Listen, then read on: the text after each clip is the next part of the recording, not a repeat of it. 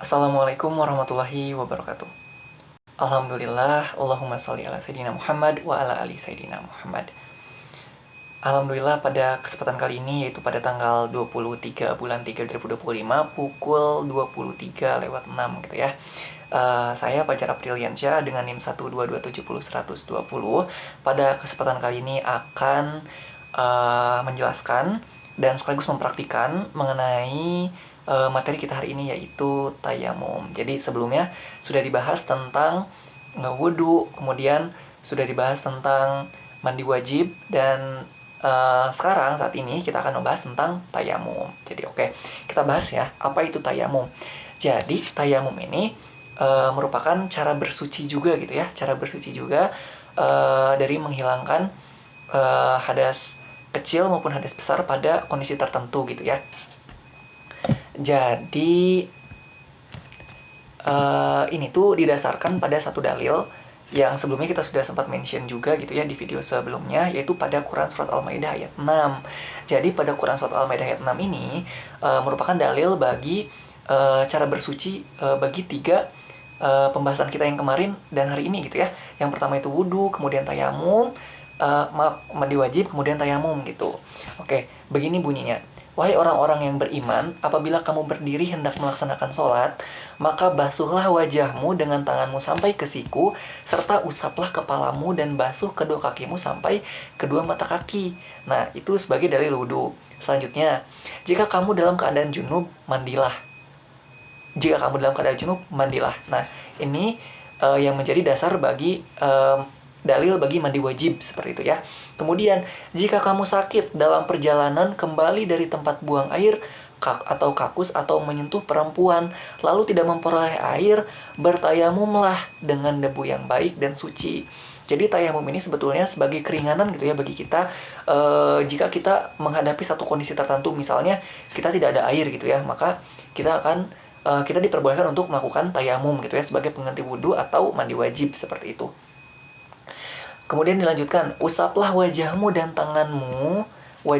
tanganmu dengan debu itu. Allah tidak ingin menjadikan bagimu sedikit pun kesulitan, tetapi Dia hendak membersihkan kamu dan menyempurnakan nikmatnya bagimu agar kamu bersyukur.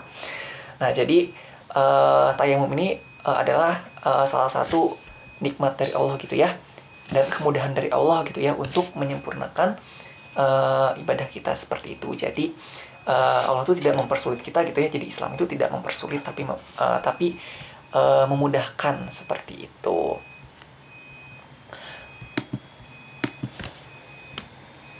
Kemudian selanjutnya adalah sebab-sebab gitu ya. Jadi apa sih sebab-sebab sehingga kita diperbolehkan untuk melakukan tayamum ini? Nah, yang pertama adalah ketika tidak ada air. Nah, maksudnya tidak ada air di sini gimana? Maksudnya ketika kita sudah mencari gitu ya, semaksimal mungkin gitu ya, sudah berusaha banget nih buat mencari air untuk berwudu atau untuk mandi wajib. Namun kita tidak menemukan air tersebut atau menemukan sumber air tersebut. Nah, maka kita diperbolehkan untuk melakukan tayamum. Itu pertama. Kedua, ketika kita sakit atau dalam kondisi medis yang menghalangi penggunaan air. Misalkan kita ada alergi tertentu dengan air sehingga kita tidak bisa gitu ya untuk bersentuhan dengan air, maka kita diperbolehkan untuk melakukan tayamum. Yang ketiga adalah perjalanan jauh gitu ya. Bagi seorang musafir yang lagi sedang dalam perjalanan jauh dan kesulitan menemukan air untuk berwudu, atau dia hanya punya air tapi hanya untuk minum gitu. Jadi tidak cukup jika untuk berwudu, maka boleh untuk melakukan tayamum. Yang selanjutnya adalah ketika ada air itu ada, tapi tidak cukup untuk berwudu gitu ya. Jadi hanya cukup untuk kebutuhan-kebutuhan yang dasar saja gitu, yang mendesak. Jadi ini tuh kasusnya bisa aja kayak tadi musafir gitu ya, di perjalanan cuma ada air cukup buat minum saja gitu ya, atau tidak ada air sama sekali, maka diperbolehkan untuk bertayamum gitu. Nah, adapun tata cara tayamum ini nanti kita akan jelaskan sekaligus praktikan gitu ya. Namun dalam tata cara ini ada terbagi menjadi dua gitu ya. Ada yang menjadi hal yang wajib, ada yang menjadi sunnah gitu ya. Nah, yang wajib itu apa? Yang wajib itu yang pertama adalah niat.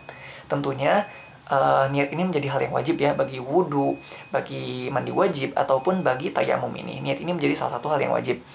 yaitu niat dalam hati untuk bersuci dan bertayamum gitu ya. Jadi niatnya itu di dalam hati saja, tidak perlu dilafalkan.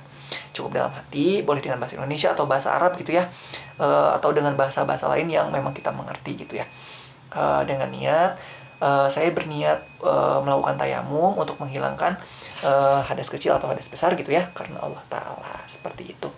Kemudian yang kedua adalah yang wajib, itu adalah mengusap wajah dengan debu yang suci.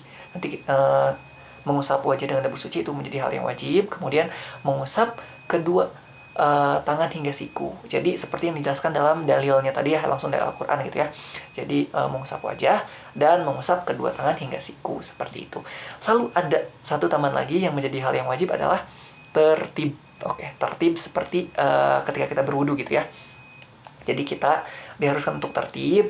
Jadi yang pertama kita niat dulu, kita mengusap wajah, kemudian mengusap kedua tangan hingga siku, seperti itu ya. Lalu lakukan hal itu dengan tertib, artinya harus terurut, seperti itu. Itu merupakan hal-hal yang wajib dalam tayamum. Kemudian yang selanjutnya adalah hal-hal yang sunnah dalam tayamum. Ada hal yang sunnahnya juga gitu ya, seperti halnya mandi wajib dan juga wudhu. Dalam tayamum ini juga ada hal-hal yang sunnahnya.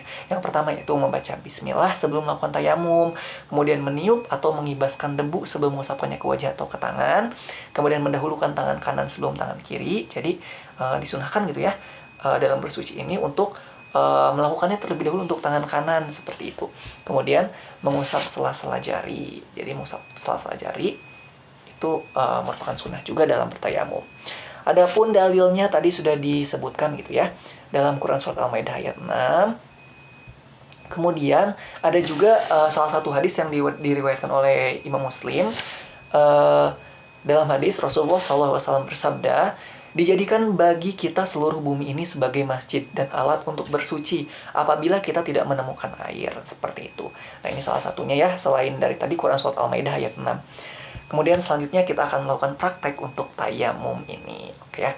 Yang pertama yang kita lakukan adalah kita mencari gitu ya debu suci. Itu bisa aja di dinding atau di tanah yang suci gitu ya, atau ya tembok atau di meja seperti ini gitu ya, yang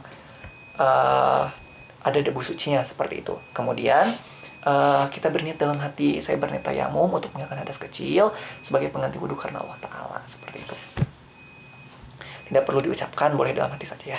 Kemudian yang selanjutnya adalah membaca bismillah sebelum mulai tayamum. Jadi berniat terlebih dahulu, kemudian membaca bismillah, bismillahirrahmanirrahim. Lalu kita menemukan kedua telapak tangan ke permukaan debu yang suci. Jadi misalkan ini adalah tembok, atau ini adalah tanah, atau ini adalah meja gitu ya, meja kayu gitu. Kita menepukan kedua telapak tangan ke permukaan debu. Kita tepukan. Nah, dalam menepukan ini kita kan disunahkan ya, kita disunahkan untuk pertama kita bisa meniupkan. Nah, itu untuk apa? Untuk menghilangkan debu-debu kasarnya. Jadi dikhawatirkan ada debu-debu kasar, maka kita disunahkan untuk meniup terlebih dahulu gitu ya, seperti itu. Atau bisa juga dengan mengibas-ibaskan seperti ini. Nah, jika setelah seperti itu, kemudian kita meniup atau mengibaskan, lalu kita mengusapkan ke wajah.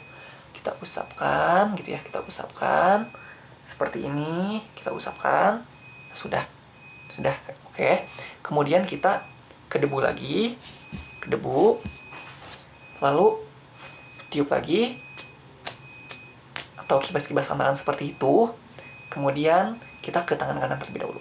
Tangan kanan kita bersihkan sampai ke siku, lalu kita bersihkan sela-sela dari jari gitu ya. Kita bersihkan, kemudian setelah tangan kanan lalu ke tangan kiri sampai ke siku juga gitu ya, sampai ke bagian siku. Tangan kiri sampai ke bagian siku. Oke, kita bersihkan. Oke, sudah gitu ya.